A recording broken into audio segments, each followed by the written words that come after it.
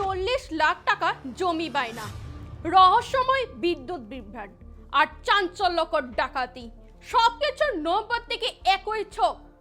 অভিযোগ ঘিরে তোলপাড় এবার কালাইনের বুরুঙ্গা। ডাকাতি, জমি বায়না আর আইনি লড়াই, নাকি একই ঘটনার 3টি অধ্যায়? প্রশ্ন উত্তর খুঁজছে এবার তদন্ত। রহস্য আরো ঘনীভূত। বিদ্যুৎ বিভ্রাট কি ছিল কাকতালীয় নাকি পরিকল্পিত? অভিযোগের কেন্দ্র এখন জমি সংক্রান্ত বিরোধ। 40 লাখ টাকার বায়না থেকে শোরুমের ডাকাতি, অভিযোগের পর অভিযোগ, এবার নতুন মোড়, নজর এখন তদন্তের দিকে। নমস্কার, আমি রিয়া। মহেন্দ্র শোরুম ডাকাতির অল ইন ওয়ান আপডেট। প্রথমে আপনাদের দেখা কয়েকটি তথ্য।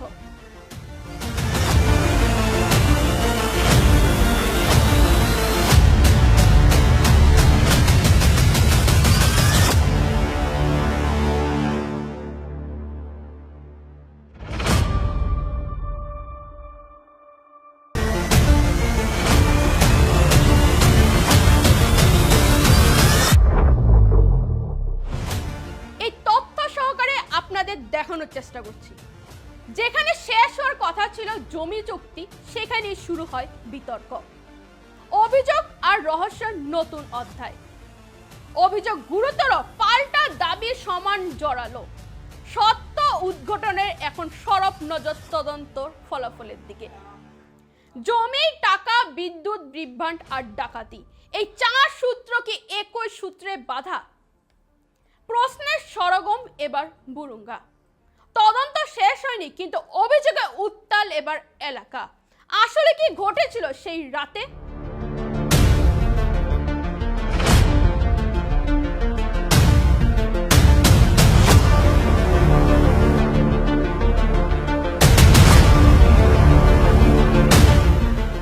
কালাইন বুরুঙ্গার জমি বায়নায় 40 লাখ টাকা আত্মসাতের ছক। মহেন্দ্র শোরুমের ডাকাতি ও রহস্যময় বিদ্যুৎ বিভ্রাটের নৈপথ্যে ভূমি মাফিয়া আজি উদ্দিন জড়িত। অভিযোগ এবার কৃতিপক্ষে। এবার ভূমি মাফিয়া আজি উদ্দিনের উপর একের পর এক নতুন চাঞ্চল্যকর তথ্য। আপনাদের প্রথম কয়েকটি তথ্য দেখিয়ে নিই।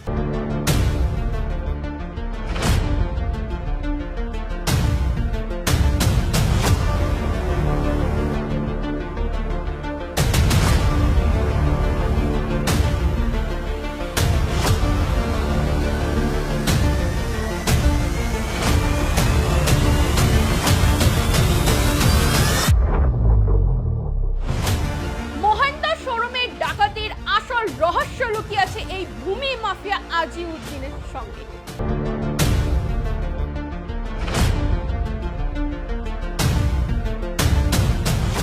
কালাইন বুরুঙ্গা এলাকায় একটি শোরুমে ঘটে যাওয়া চাঞ্চল্যকর ডাকাতির ঘটনা। এর পেছনে থাকা কোটি কোটি টাকার জমি জালিয়াতি, এক অন্ধকার অধ্যায় এবার প্রকাশে এসেছে।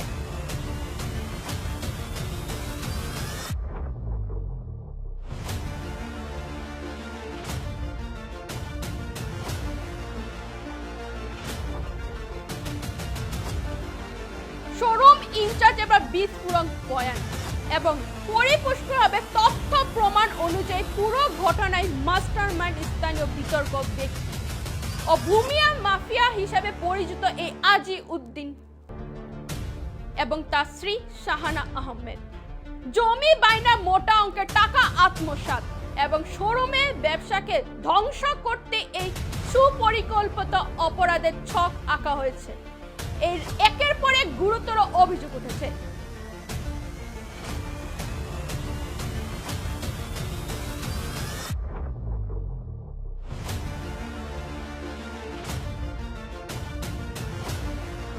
স্বামী ও স্ত্রী সাজানো মামলায় এই 40 লক্ষ টাকার জালিয়াতি। ইনচার্জের দেওয়া এক চাঞ্চল্যকর তথ্য অনুযায়ী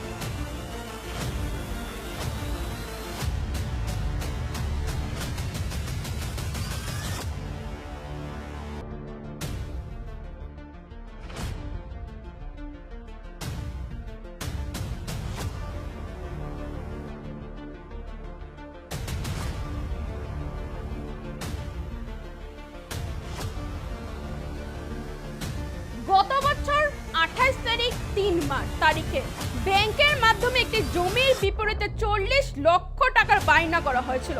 অভিযোগ উঠেছে এই বায়না টাকা সম্পূর্ণ তছরূপ ও হেরাফেরি করার উদ্দেশ্যে স্বামী আজিউদ্দিন এবং তার স্ত্রী শাহানা আহমেদের একে অন্যের বিরুদ্ধে একটি লোক দেখানো আইনি লড়াই শুরু করেছিল। রহস্যজনক বিদ্যুৎ বিমার ডাকাতির ঘটনার রাতে এক রহস্যময় পারিপার্শ্বিক প্রমাণ সামনে এসেছে। ঘটনার সময় পুরো কালাইন বুরঙ্গা এলাকা বিদ্যুৎ পরিষেবা সম্পূর্ণ স্বাভাবিক। ঘটনার সময় পুরো কালাইন বুরঙ্গা এলাকায় বিদ্যুৎ পরিষেবা সম্পূর্ণ অস্বাভাবিক ছিল, কিন্তু রহস্যজনকভাবে ঠিক আজিউদ্দিন বাড়ির লাইনে থাকা ট্রান্সফরমারে বিদ্যুৎ সংযোগ বিচ্ছিন্ন হয়ে যায়। শোরুমে কর্তৃপক্ষের অভিযোগ এটি কোনো সাধারণ টেকনিক্যাল ফল্ট নয়, বরং শোরুমে এবং আশেপাশে সিসিটিভি ক্যামেরাগুলোকে সম্পূর্ণ নিষ্ক্রিয় করে অন্ধকারে ডাকাতি ও লুটপাট চালানোর একটি পরিকল্পিত মাস্টার প্ল্যান। এবার শোরুমে ইনচার্জের সরাসরি অভিযোগ, শোরুমে বিদ্যুৎ লাইন কেটে দেওয়ার জন্য আজিউদ্দিনের আগেও বেশ কয়েকবার সরাসরি হুমকি দিয়েছিলেন। শুধু তাই নয়, ক্ষমতার অপব্যবহার করেও শোরুমের ক্ষতি করার উদ্দেশ্যে তিনি স্বয়ং বিদ্যুৎ অফিসের দ্বারস্থ হয়ে নানা তদবির করেছিলেন। বিদ্যুৎ অফিসের দৌড়ঝাঁপ প্রমাণ করে যে শোরুমটিকে আর্থিকভাবে সম্পূর্ণ পঙ্গু করে দাবি মেয়াদি পরিকল্পিত করছিল এবার মাস্টার মাইন্ড। আজিউদ্দিনের পক্ষ থেকে দাবি করা হয়েছিল যে শোরুমের জায়গার উপর আদালতের নিষেধাজ্ঞাও রয়েছে, তবে ইনচার্জের দাবি সম্পূর্ণ আলাদা। আদালতে শোরুমের ভেতরে জায়গার ওপর নয়, বরং তার ওপর প্রান্তে বা বাইরের অংশে আজিউদ্দিন এই আইনি বিষয়টিকে ভুলভাবে ব্যাখ্যা করে শোরুমের ভেতরে কার্যক্রমে বেআইনি দেখানোর সস্তার চেষ্টা করেছিলেন। পাশাপাশি শোরুমের ভিতর যখন প্রকাশ্য ডাকাতি হলো এবং ভুক্তভোগীর পক্ষে আইনি ব্যবস্থা নিচ্ছে, তখনই আজিউদ্দিন তড়িঘড়ি করে ভুয়া ডাকাতি বলে এটিকে চেপে দেওয়ার চেষ্টা করে। তদন্ত শেষ হওয়ার আগেই আজিউদ্দিন এই মাফিয়া খণ্ড স্পষ্ট ইঙ্গিত করে দেয় যে তিনি এবং তার স্ত্রী মূল ডাকাতে আড়াল করতে চাইছে।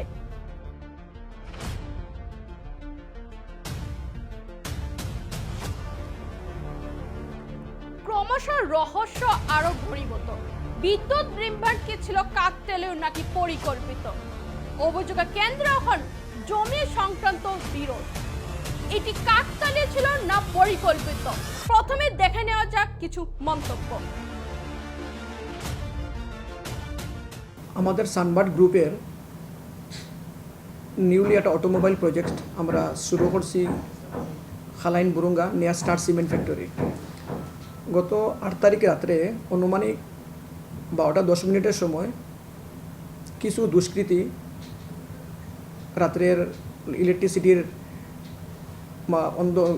যখন ডিসকানেক্ট হয়েছিল তখন তার সুযোগ নিয়ে কিছু দুষ্কৃতী আমাদের এই প্রজেক্টে ঢুকছিল। আর যে প্রজেক্টটা লাস্ট 2024 থেকে আমরা মহেন্দ্রের একটা ডিলারশিপ এবং অটোমোবাইল এর মধ্যে আমরা ইলেকট্রিক ভেহিকেল অ্যান্ড গ্রিন এনার্জির উপরে আমরা কাজ শুরু করছি।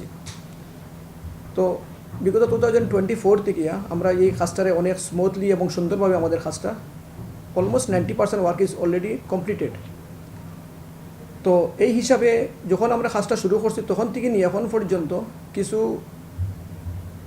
দুষ্কৃতি নিয়ারেস্ট যারা দুষ্টাটা চক্র আছে, যে চক্রটা বিভিন্ন ধরনের ইলিগাল অ্যাক্টিভিটির লগে অনেক সময় ইনভলভ থাকে, ওরা আমাদেরকে বিভিন্ন সময় বিভিন্নভাবে হ্যারাসমেন্ট বলুন বা আমাদেরকে ডিস্টার্ব দিয়ে আসছে। আর তো 8 তারিখের একটা ঘটনা নিয়ে আমরা 8 তারিখ যখন ঘটনা ঘটেছিল একটা ডাকাতি হয়েছিল বা বলুন বা আমাদের মানুষদেরকে অ্যাটাক করেছিল রাত্রে। আরে আমার সিকিউরিটি গার্ড যারা অন ডিউটি ছিল রাত্রে 3 জন সিকিউরিটি গার্ড, ওদেরকে অ্যাটাক করা হয়েছিল। আরে এরপরে আমরা এটা নিয়ে নেক্সট দিন সংবাদ মাধ্যমের মধ্যে বিভিন্ন সংবাদ মাধ্যম এই ধরনের ইনসিডেন্টটাকে কভার করেছে। আর এবং তারপরে এটার উপরে অলরেডি এফআইআর লোকাল পুলিশ স্টেশনে এফআইআর দেওয়া হয়েছে এবং সঙ্গে সঙ্গে লোকাল পুলিশ স্টেশন থেকে আমরা খুব ভালো একটা সাড়া পেয়েছি যে আমাদের যে জায়গাটা এটা নিয়ার পুলিশ স্টেশনটা হচ্ছে বিহাড়া আউটপোস্ট, এবং বিহাড়া আউটপোস্ট বলুন বা খালাইন পুলিশ স্টেশন বলুন, ওরা আমাদেরকে খুব ভালোভাবে কিন্তু কোঅপারেট করছে। এছাড়াও খাসা ডিস্ট্রিক্টের পুলিশ প্রশাসন আমাদের সঙ্গে বহুত ভালো কোঅপারেশন করেছে এবং ওরা আমাদেরকে আশ্বাস দিয়েছে যে যত তাড়াতাড়ি সম্ভব ওরা এই যে কালপিট যারা আমাদের সিকিউরিটি গার্ডদেরকে অ্যাটাক করেছে ওদেরকে ওরা করায়ত্ত করবে। এর উপরে আমাদের যে নিউজটা বেরিয়েছিল গতকালকে জনৈক্য একটা news channel portal channel Bangla portal চ্যানেলে নিউজটা একটা নিউজ বাজিয়েছে, যে নিউজটার মধ্যে বলা হয়েছে এখানে কোনো ধরনের কোনো অ্যাটাক হয় নাই বা কোনো ধরনের কোনো ডাকাতি হয় নাই, এবং এবং এটা টোটালি একটা প্রি প্ল্যান ডাকাতি বা প্রি প্ল্যান প্রোগ্রাম। এটা শুনে নিজের মনের মধ্যে খুবই দুঃখ লেগেছে, কারণ এই গ্রুপের চেয়ারম্যান হিসাবে আমি জিনিসটা যখন আমি দেখেছি এই মিডিয়ার মধ্যে নিউজটা এসেছে, তখন দেখলাম যে এইগুলা জিনিস নট অনলি আমাদের গ্রুপের জন্য বা আমাদের কর্পোরেশনের জন্য নয়, এখানে আরও নতুন গভর্নমেন্ট অফ আসাম বিভিন্ন প্রজেক্ট নিয়ে এসছে এমএসএমইদেরকে আগে বাড়ার জন্য, এবং এইবারের বাজেটে গভর্নমেন্ট অফ আসাম এমএসএমইকে প্রমোট করার জন্য বিভিন্ন স্কিম নিয়ে এসছে আর কি।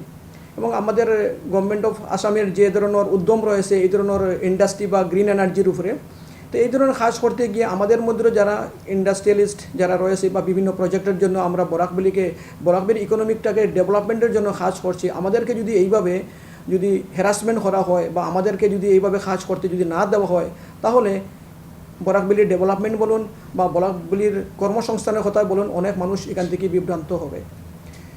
আমি আপনাদেরকে এটা বলতে পারি যে আমরা যে প্রজেক্টটা হাতে নিয়েছি, এই প্রজেক্টটা আমরা 2023-তে নিয়েছিলাম। যখন আমরা যেই জায়গাতে প্রজেক্টটা শুরু করছি, এই প্রজেক্টটার 1 কিলোমিটার আগে এই প্রজেক্টটা শুরু করেছিলাম।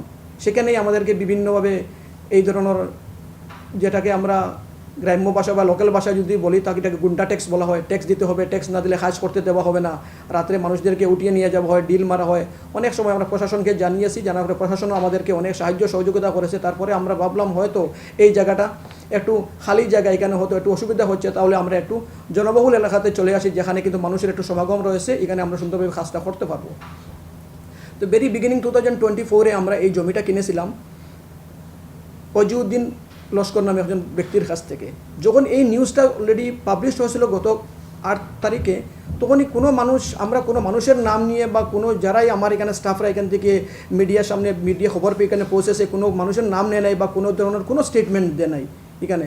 আর ওরা যে ঘটনার স্টেটমেন্ট আছে, কোনো মানুষের নাম নেওয়া হয় নাই। তো কালকে যে নিউজ চ্যানেলের মধ্যে দেখলাম, যেখানে যে একজন ব্যক্তি উনার বল নিয়ে এসে বলছেন যে এখানে কোনো ধরনের ডাকাতি হয় নাই। যদি ডাকাতি যদি না হয় বা কোনো মানুষকে যদি অ্যাটাক না করা হয়, যখনই ঘটনা ঘটেছে রাত্রে 12:10 সময়, সঙ্গে সঙ্গে লোকাল পুলিশ স্টেশন বিহার আউটপোস্টটাকে জানানো হয়েছে। বিহার আউটপোস্টের পুলিশ স্টেশন থেকে পুলিশ উইদিন দ্য 10 মিনিটস ওরা স্পটে পৌঁছে গেছে, এবং ওরা পৌঁছার পরে ওরা এখান থেকে যে ইনজোর্ড যে সিকিউরিটি গার্ড ছিল ওদেরকে ওরা রিকভারি করে ওকে নিয়ারেস্ট বিক্রমপুর পিএইচসিতে ওকে ট্রিটমেন্টের জন্য পাঠানো হয়েছে। যে ট্রিটমেন্টের সার্টিফিকেটটা আমাদের কাছে আছে, আমি আপনাদেরকে সার্টিফিকেটটা দেখাচ্ছি।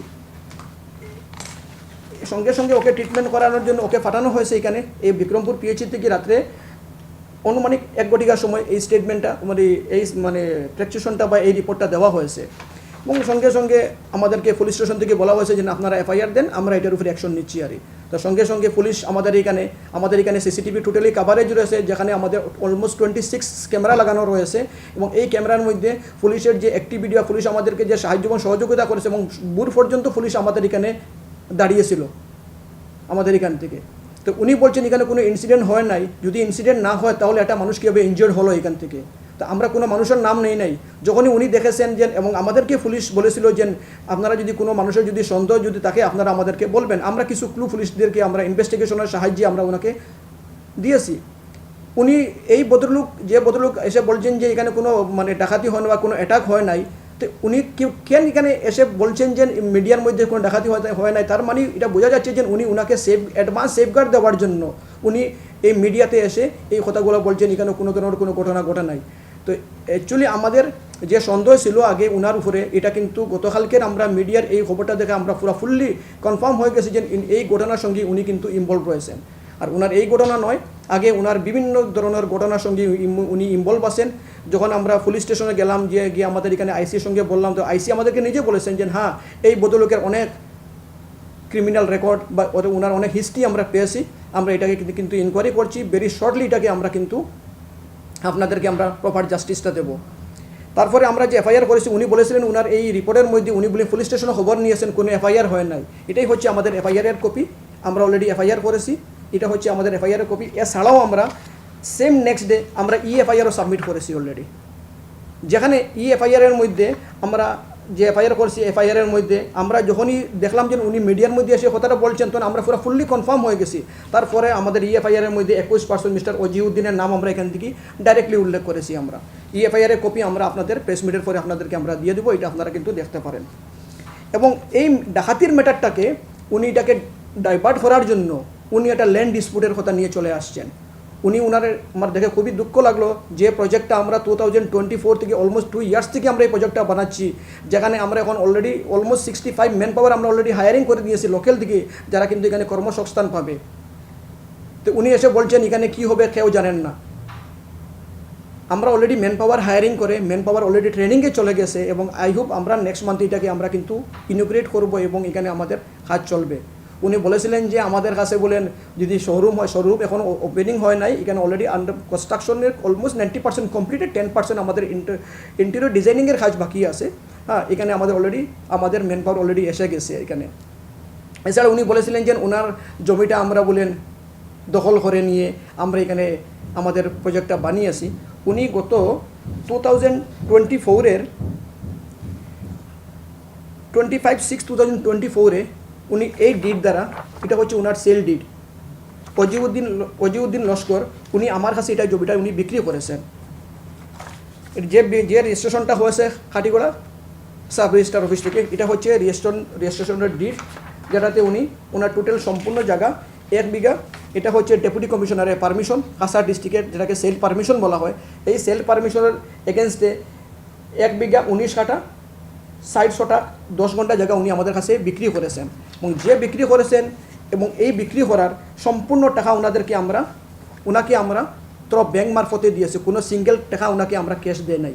এবং এইখানে যদি আপনারা দেখেন আমাদের ব্যাংক স্টেটমেন্ট, এই প্রতিটা জায়গাতে আপনারা দেখতে পারবেন এখান থেকে ওনাকে যে আমরা অজিউদ্দিনকে আমরা পেমেন্ট দিয়েছি, প্রতিটা জায়গাতে অলরেডি মার্কিং করা রয়েছে অজিউদ্দিনের পেমেন্ট স্টেটমেন্টটা। উনি আমাদের কাছ থেকে কতটা টাকা উনি আমাদের কাছ থেকে চেকে নিয়েছেন। আমরা আপনাদেরকে টোটাল ব্যাংক স্টেটমেন্টটাও দিয়ে দিব, আপনারা দেখতে পারবেন যে ওনাদেরকে সম্পূর্ণ টাকা আমরা কিন্তু চেকে পেমেন্ট করেছি। তো ওনার অ্যাকচুয়াল ব্যাপারটা হয়েছে কি, মানে যদি আমি অ্যাকচুয়ালি ডাকাতির সঙ্গে ল্যান্ডের কোনো ইনভলভ নয়, যখন উনি ইনভলভমেন্টের কথাটা উনি নিয়ে এসছেন, তো আমি সামান্য একটু কথা বলছি আপনাদের ক্লিয়ারিফিকেশনের জন্য।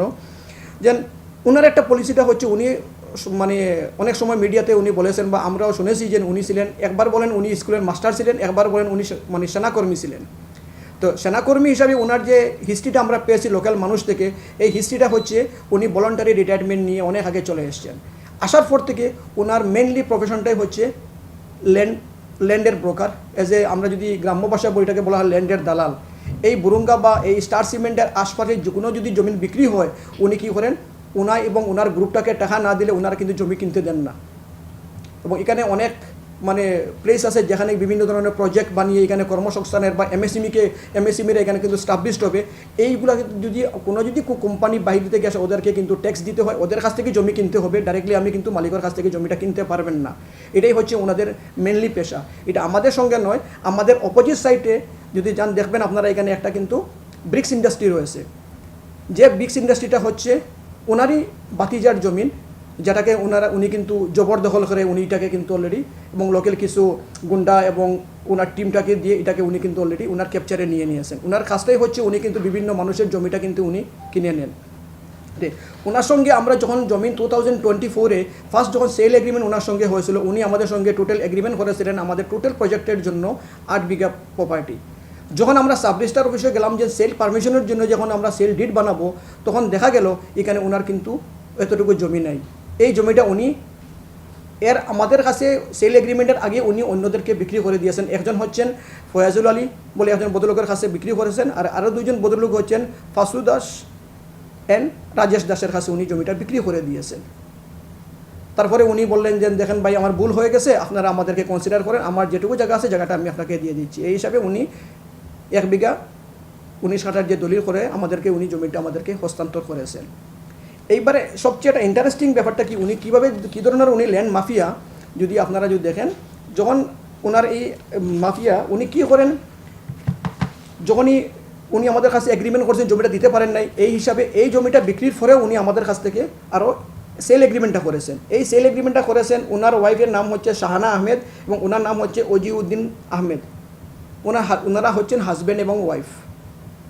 এই হাজব্যান্ড ওয়াইফ আমাদের সঙ্গে একটা সাব রেজিস্ট্রার অফিসে একটা সেল এগ্রিমেন্ট করেছেন। আমি যেটা বলেছিলাম যে ওনারা টোটাল সেল এগ্রিমেন্টটা করেছেন 4 বিঘা জমির।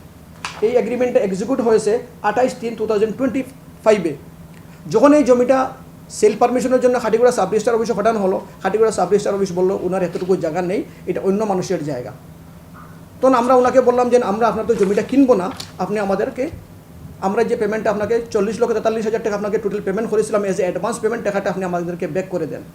উনি বললেন না, আমার দ্বারা সম্ভব নয়। তখন ওনাকে আমরা একটা লিগ্যাল নোটিশ সার্ভ করেছিলাম, legal notice under section 80 CPC, যেখানে আমরা টোটাল যে পেমেন্টটা করেছি থ্রু ব্যাঙ্ক স্টেটমেন্টে আমরা পেমেন্ট করেছি, টোটাল দিয়ে আমরা ওনাকে দিয়েছি যে আপনি আমাদের আর অলমোস্ট 1.5 ইয়ার হয়ে গেছে, আপনি আমাদের জমি দিচ্ছেন না এবং আপনার জমিন প্র্যাকটিক্যালি নেই, তো আপনি আমাদেরকে কিন্তু টাকাটা ব্যাক করে দিন।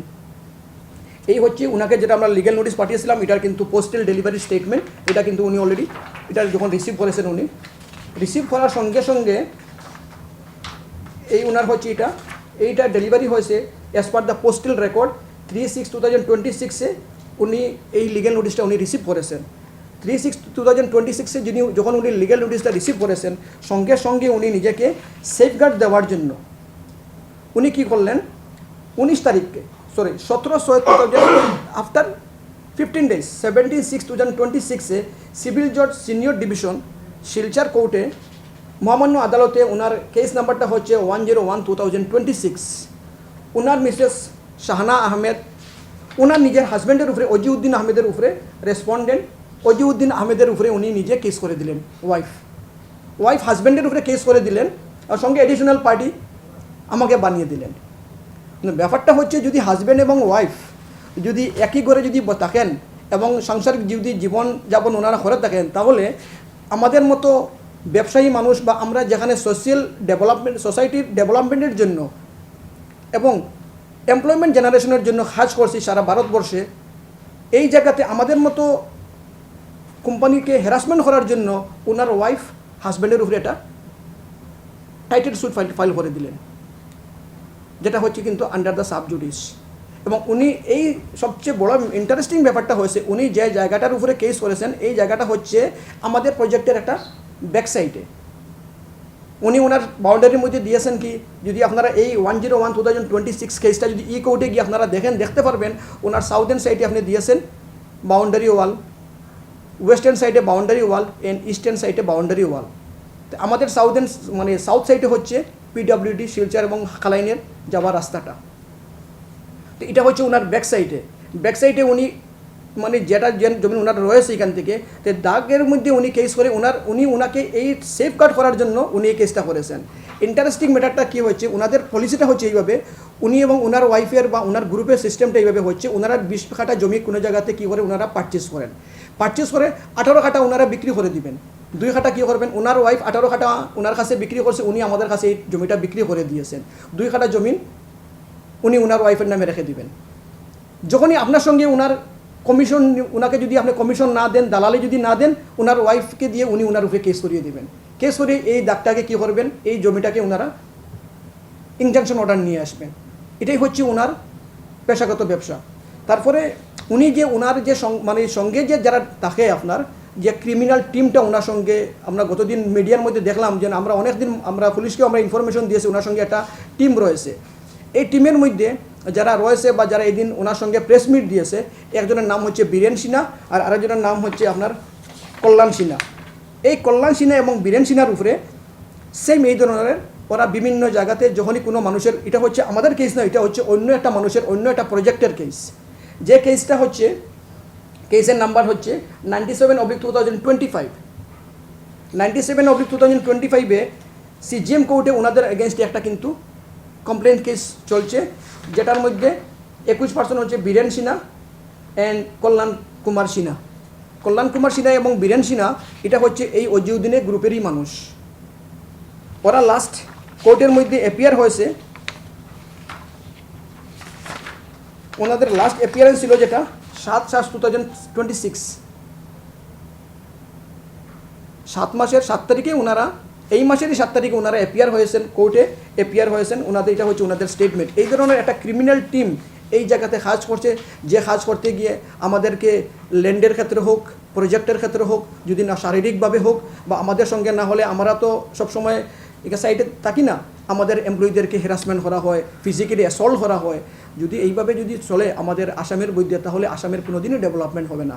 তো আমরা এই কারণে আমরা ডিস্ট্রিক্ট অ্যাডমিনিস্ট্রেশনকে আমরা চিঠি লিখেছি, আমরা অনারেবল ডিরেক্টর জেনারেল পুলিশ স্যারকেও আমরা একটা লেটার দিচ্ছি আগামী সোমবার দিন, যে এই ধরনের যারা ক্রিমিনাল রয়েছে, যারা ল্যান্ড মাফিয়া রয়েছে, এই ল্যান্ড মাফিয়ার থেকে যাতে আমাদের মতো ইন্ডাস্ট্রিয়ালিস্ট বা আমাদের মতো ব্যবসায়ী যারা রয়েছে, যারা আমরা গভর্নমেন্টের 100% ট্যাক্স পেমেন্ট করছি, আমাদেরকে যাতে কিন্তু সেফগার্ড দেওয়া হয় এবং আমাদেরকে যাতে প্রোটেকশন দেওয়া হয়, এবং আমাদের এমপ্লয়ীদেরকে যাতে প্রোটেকশন দেওয়া হয়, যাতে এমপ্লয়িরা সুস্থ এবং সুন্দরভাবে কাজ করতে পারে।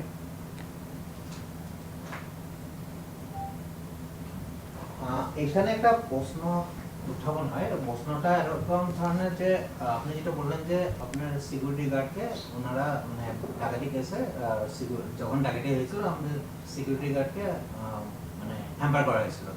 তো যখন সিকিউরিটি গার্ডকে হ্যাম্পার করা হয়েছে আপনাদের ওখানে তো সিসি ক্যামেরা ছিল, তো সিসি ক্যামেরাতে ওই ফুটেজ বেরিয়েছে নাকি, মানে সিকিউরিটি গার্ডকে কেউ হার্ম করছে বা ওরকম কোনো ফুটেজ পাওয়া গেছে?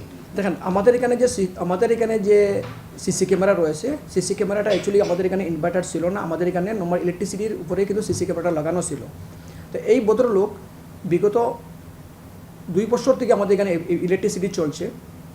তো ওনার কিছু অ্যাক্টিভিটি আমরা বিগত কিছুদিন থেকে, যখনই আমরা ওনাকে বললাম যে আপনি আমাদের টাকাটা ব্যাক করে দেন, তখন থেকে উনি বিভিন্নভাবে আমাদের মানুষদেরকে রাস্তার বাজারের মধ্যে হোক বা উনি হুমকি টুমকি দিয়ে যাচ্ছেন। আর তখন আমরা আমাদের সেফটির জন্য ইমিডিয়েটলি আমরা সিসি ক্যামেরা, বেশি দিন হয় নাই, আজকে মোটামুটি 1 মান্থের মধ্যে হয়েছে, আমরা সিসি ক্যামেরা এখানে কিন্তু আমরা লাগিয়েছি। তো এখানে আমাদের ইনভার্টার ছিল না, এপিডিসিএলের ইলেকট্রিসিটির উপরে ডিপেন্ড ছিল। তো ওনার সবচেয়ে ইন্টারেস্টিং ব্যাপারটা হচ্ছে লাস্ট 15 ডেজ থেকে উনি নিয়ারেস্ট খালাইন এপিডিসিএল অফিসে উনি কিন্তু এটা রিটেন কমপ্লেন দিয়েছেন যে আমাদের লাইনটাকে ডিসকানেক্ট করার জন্য। তো যদি লাইনটাকে তখন এপিডিসিএলের এসডি ওনাকে বলছেন, যখন আমি ওনাদেরকে ইলেকট্রিসিটি কানেকশনটা দিয়েছি, আমি on behalf of the land document এবং গাঁও পঞ্চায়েতের এনওসির মাধ্যমে এবং আমাদের অল অফিসিয়াল ফর্মালিটি কমপ্লিট করার পরে আমি ওনাদেরকে ইলেকট্রিসিটি কানেকশন দিয়েছি, যে কানেকশনটা ওনারা 2 বছর থেকে এটাকে কিন্তু ওনারা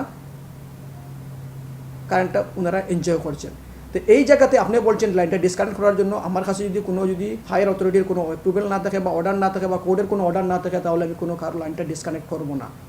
উনি অনেকভাবে নিয়ারেস্ট যে লাইনম্যানকে উনি ধমকি দিয়েছেন, তারপরে উনি হঠাৎ এইভাবে এই দিন যে ঘটনাটা ঘটলো 12:10 সময় যে ঘটনাটা হয়েছে, তার অনলি ফর 2 মিনিটস আগে লাইনটা ডিসকানেক্ট হয়েছে। এবং আমাদের এই প্রজেক্ট থেকে ওনার ঘরের ডিস্টেন্সটা হচ্ছে অনলি ফর 30 মিটার্স। এবং কারেন্ট যখনই ইলেকট্রিসিটিতে যখনই ডিসকানেক্ট হয়, তার উইদিন দ্য 2 মিনিটসের মধ্যে 3 জন মানুষ এখানে কিন্তু ঢুকে যায়। এবং তার মধ্যে অজিউদ্দিনকে আমরা এইভাবে আমাদের যে একজন 2-3 জন সিকিউরিটি গার্ড, একজন মিডিলে ছিল প্রজেক্টের, একজন সামনের গেটে ছিল এবং একজন সামনের রাস্তার সামনে ছিল এবং একজন আমাদের ব্যাক সাইডের আমাদের শেডের মধ্যে ছিল। আর তো মধ্যের যে মানুষটা ছিল, ওকে যখন টস মারা হয়েছে, তখন এই মানুষ মধ্যে সিকিউরিটি গার্ডটা ওনাকে আইডেন্টিফাই করেছে, কিন্তু অন্ধকারের মধ্যে কিন্তু পুরো ক্লিয়ার হয় নাই। তারপরে যখনই কিন্তু একজন মানুষকে ওরা ইনজোর্ড করে দিয়েছে, বাকি 2 জন অলরেডি পালিয়ে ওদের জানটা ওরা কিন্তু রক্ষা করেছেন। তারপরে গ্রামের অনেক মানুষ ওরা কিন্তু বেরিয়ে এসছে, অলমোস্ট 50+ মানুষ রাত্রে 2টার সময় কিন্তু রাত্রে 12টার সময় ওনারা বেরিয়ে এসছেন। যখনই মানুষ বেরিয়ে এসছেন, পুলিশ এসে পৌঁছে গেছে, সঙ্গে সঙ্গে ইলেকট্রিসিটিটা চলে এসছে। তো এতে মনে হয় যে যখনই ইনসিডেন্টটা হয় এবং পুলিশ আসে, এর মধ্যে কিন্তু ইলেকট্রিসিটিটা দেখে না, যখনই পুলিশ চলে আসে তখনই কিন্তু আপনার ইলেকট্রিসিটি চলে আসে। যদি আপনি তারপরে আপনার টোটাল ফুটেজটা এবং পুলিশ যে এসে ইনকোয়ারি করেছে, মানুষকে যে রিকভারি করেছে ইনজোর্ড মানুষকে, তার টোটাল সিসিটিভির মধ্যে ফুটেজ রয়েছে এবং সিসিটিভির মধ্যে উইথ ভয়েস রয়েছে। মানে এখানে আপনার যখন ইলেকট্রিসিটি মানে চলে গেছিল, চলে যাওয়ার আগে পর্যন্ত আপনাদের সিসি ক্যামেরা ফুটেজ আছে, মানে পুরো ফুললি ফুটেজ আছে, মাত্র 2 মিনিটের ডিসটেন্সের মধ্যে তখন ইলেকট্রিসিটি কানেকশনটা মোটামুটি ইলেকট্রিসিটি ছিল না, মোটামুটি ঘটনার মধ্যে 10 মিনিটসের মধ্যে ছিল না। আর ঘটনাটা শুরু হওয়ার 2 মিনিট আগে ইলেকট্রিসিটি চলে গেছে, আর 7-8 মিনিট পরে ইলেকট্রিসিটি আবার কিন্তু চলে এসছে। আর এর মধ্যে কিন্তু ঘটনাটা হয়েছে এবং এর নিয়ারেস্ট এমন কোনো জায়গা নেই যেখান থেকে 3 জন মানুষ এত তাড়াতাড়ি বেরিয়ে আসতে পারবে। যে আমার যে সামনের যে সিকিউরিটি গার্ডটা ছিল, ও দেখেছে ওনার বাড়ির গেটের থেকে লোকগুলা বেরিয়ে আসছে, ওর টর্চ লাইট দিয়ে দেখেছে। কিন্তু এখানে আরেকটা প্রশ্ন উত্থাপন হয়, যেহেতু আপনি বললেন এখানে আজিউদ্দিন আসকারি ডাকাতির সাথে ইনভলভ আছে, তো এখানে আমরা জানতে চাই এখানে কি ডাকাতির সাথে খালি আজিউদ্দিন আসকারি ইনভলভ নাকি ওনার সাথে আরও কেউ থাকতে বলে আপনি মনে করেন? দেখেন, অজিউদ্দিন ইনভলভ আমাদের একটা কিন্তু অন্ধকারের মধ্যে ওনার ফেসটা আইডেন্টিফাই করেছে, আমরা কিন্তু কনফার্ম ছিলাম না, আমরা পুলিশকে একটা ইনফরমেশন দিয়েছি।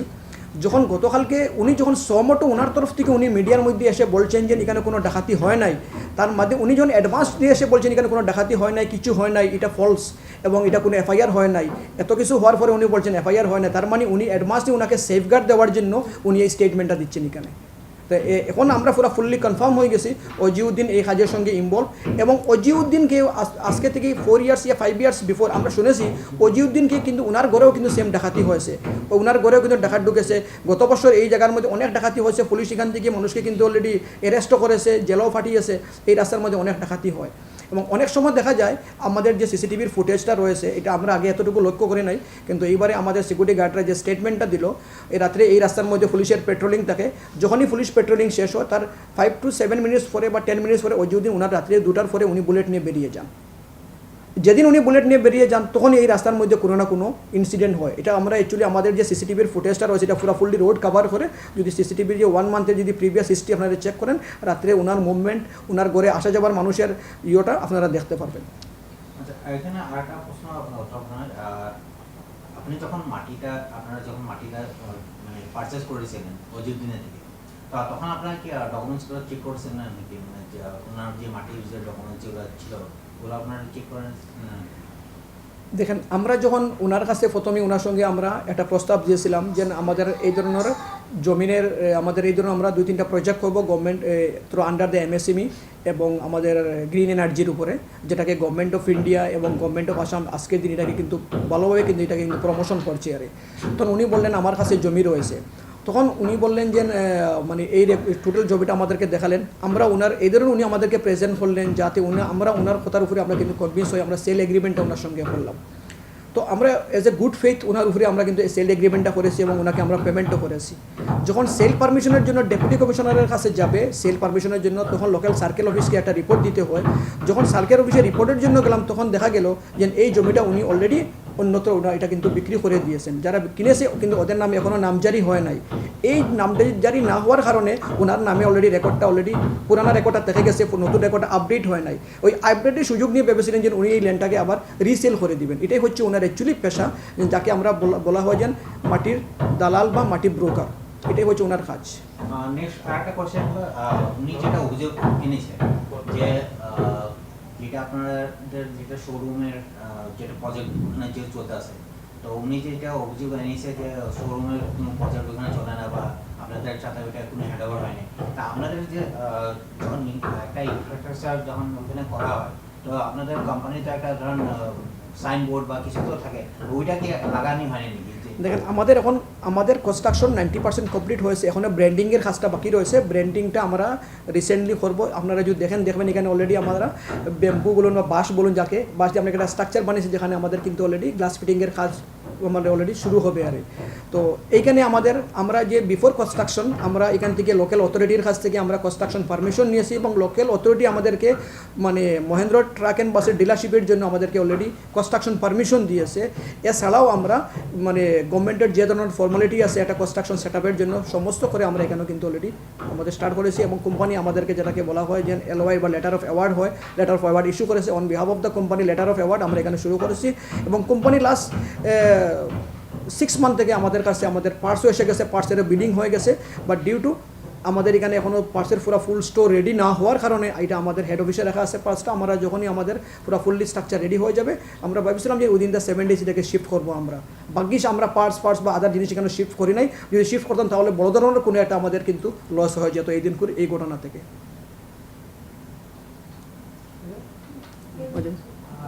লাস্ট একটা প্রশ্ন আমি যেটা আপনি আজহারউদ্দিন এই কালপিটের সাথে যে যারা জড়িত হয়ে আছে, যারা জড়িত হয়ে আছে, তো ওনাদের উপরে আপনি প্রশাসনকে কি অনুরোধ জানাচ্ছিলেন ওইটা যে কালপিট আর কালপিটের সাথে যারা জড়িত হয়ে আছে আপনার মানে মাটি দ্বারা যে জড়িত হয়ে আছে, তো ওনাদের শাস্তির এগেইনস্টে আপনি কি করবেন? দেখেন আমরা গভর্নমেন্ট অফ আসামকে বা লোকাল ডিস্ট্রিক্ট অ্যাডমিনিস্ট্রেশন স্টেট অ্যাডমিনিস্ট্রেশনকে এটাই বলবো যে এই আমরা সারা ভারতবর্ষে বিভিন্ন প্রজেক্ট লাগিয়েছি এবং বিভিন্ন প্রজেক্টের উপরে আমরা কাজ করছি। আমাদের গ্রুপ আমাদের কোম্পানি তো এর মধ্যে আমরা সবচেয়ে বেশি যে সমস্যার সম্মুখীন হয়েছে এটাই হচ্ছে এই খালাইন বুরুঙ্গা এরিয়াতে। আমরা যখনই দেখেছি কেন স্টার সিমেন্টের মতো একটা কোম্পানি এখানে এসছে, একটা প্রজেক্ট লাগিয়েছে, গভর্নমেন্ট প্রচুরভাবে ওদেরকে সাপোর্ট দিচ্ছে। আমরাও স্টার সিমেন্টকে দেখে আমরাও এসেছি যে আমরাও নিয়ে আসি একটা কিন্তু প্রজেক্ট লাগাবো, যাতে আমরা একটা ইউনাইটেডলি একটা এরিয়াকে ডেভেলপ করতে পারি।